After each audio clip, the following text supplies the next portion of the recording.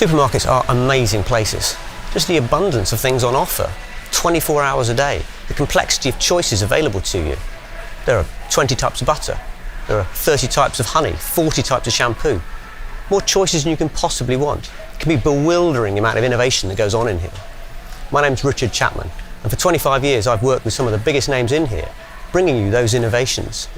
I know that for each one, there's a culmination of a process lasting months or years, involving dozens or even hundreds of people, researchers, packaging technologists, quality assurance, all working hard to get these products and these varieties on the shelves to you when you want them.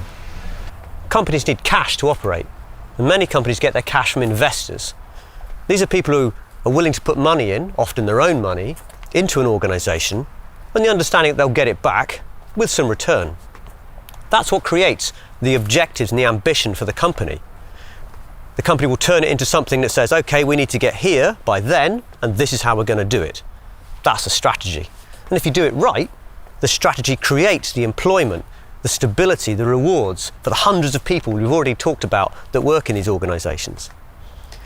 Now, most companies grow through one of three ways. They can sell to more people, they can get people to buy more, or they can get them to buy more expensive ones. Nowhere does it say anything about people wanting to buy more. Now, buying more stuff, does satisfy and fulfill some pretty fundamental human needs. The needs for success, the needs for achievement. These are pretty animalistic needs. They have some issues with them. Not everybody can be the best. There can only ever be one winner. Achievement and success is a zero-sum game.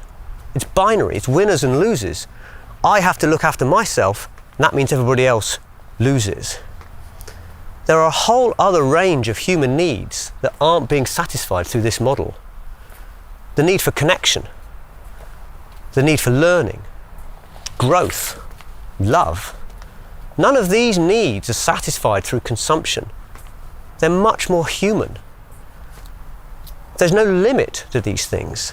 They're not zero-sum games. They are non-zero-sum games. There is no limit to how much you can give. There's no limit to how much you can learn. There's no limit to how much you can connect. Now, the natural consequence of all this consumption, all this production, is damage to the natural environment. Places like this, beautiful, desolate even, this isn't how they're supposed to look. This is a result of our damage to the environment. This is the result of overgrazing, overproduction. Nobody wants this to happen. It's just a natural consequence of our consumption, our want. And want leads to more want. It's insatiable.